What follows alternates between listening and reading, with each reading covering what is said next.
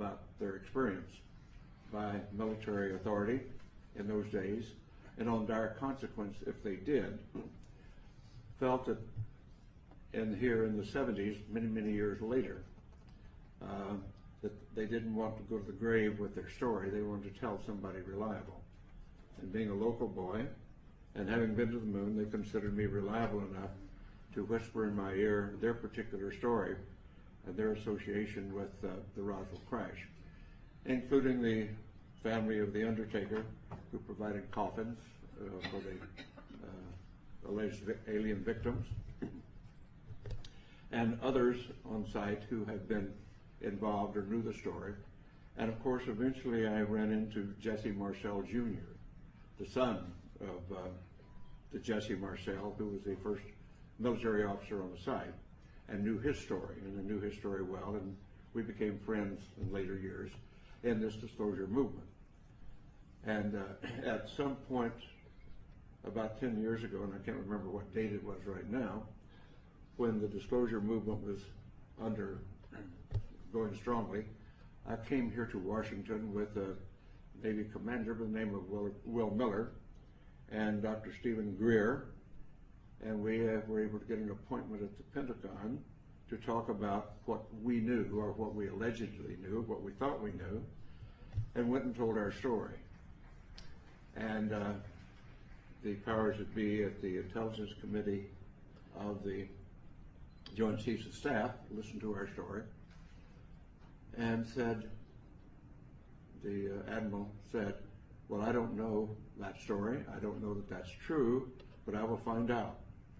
So we departed, went on our way, and subsequently learned through Dr. Greer and through Will Miller, and that those stories had been confirmed, and that the Admiral had been denied access when he tried to get into the inner workings of that process.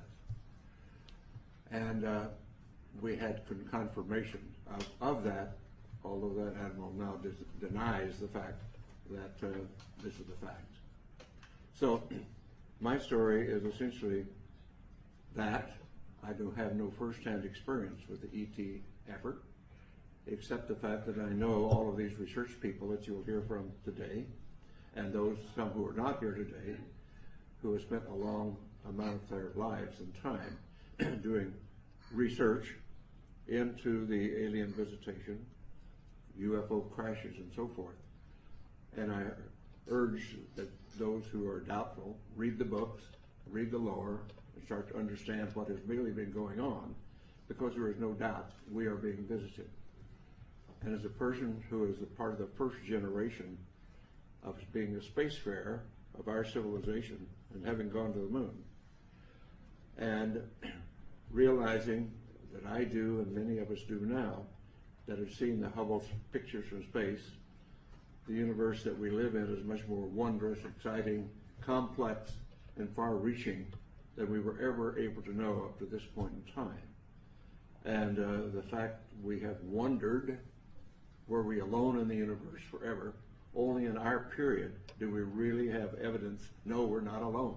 We are just one planet with intelligent life on it, and probably it is time, now that we are spacefarers on our planet, that we get active, because we're really universal beings. And in the long stretch of things, if we think about it in the longest possible range, we realize, and I realize this from my studies in astronomy and astrophysics, our sun will burn out in due course, and we have to be off this planet if our species is to survive. So anybody, any species, any planet that is on around the mainstream star like ours is, only has a finite amount of time on that star before it burns out.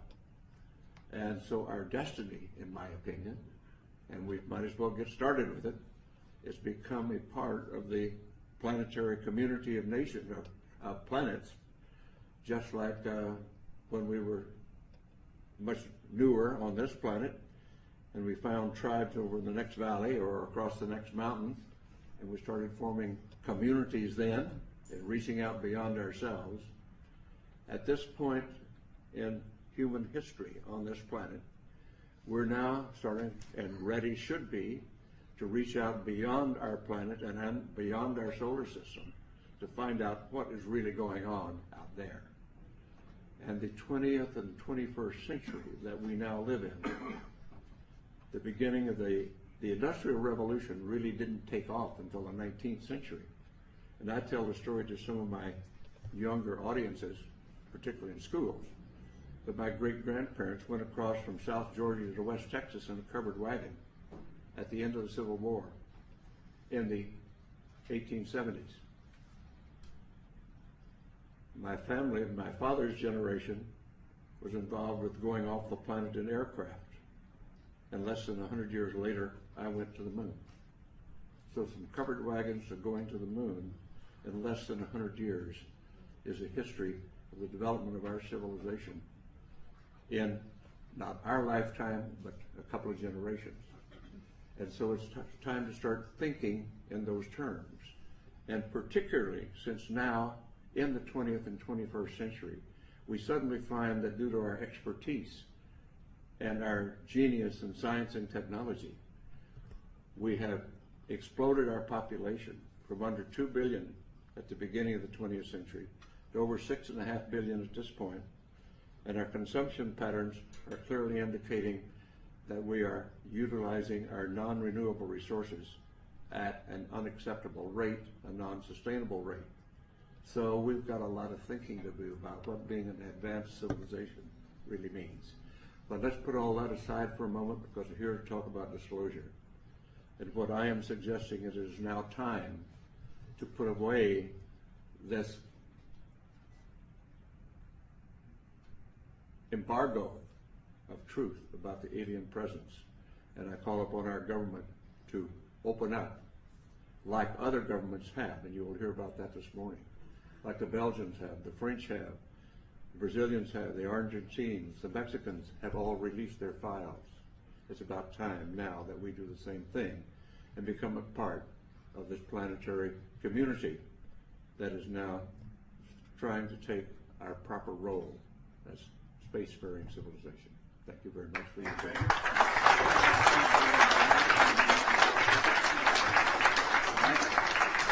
All right. I would now like to bring forward a few comments. Dr. Milton Torres. Dr. Torres. Here I come. All right. A little slow. By the way, Dr. Torres and Dr. Mitchell about a year and a half apart. He's senior to me. Just a touch. As a matter of fact, we never met until today, this session. When he launched, I was there. I was chief of range control at the time at Cape Kennedy. It's amazing how you work your way up. And he went to the moon. I just sat there and watched him. I'm going to make a real brief one on my biology, on my biograph, or whatever you want to call it. My father was born in Key West in 1888. He went north to New York to make his fortune, whatever it was. Well, he was getting kind of old, and he decided, well, I want to go back home to Florida. So he took me back in 1950 to Florida, and there I stayed until the Korean War. When the Korean War broke out, I said, geez, I want to fly. I don't want to go into the Army. I don't like laying in mud. So, so I went to the Air Force and said, sign me up, and they did. I didn't know that I was the luckiest guy in the world. When I was in the Air Force, they said, would you like to be a pilot? Boy, the greatest thing.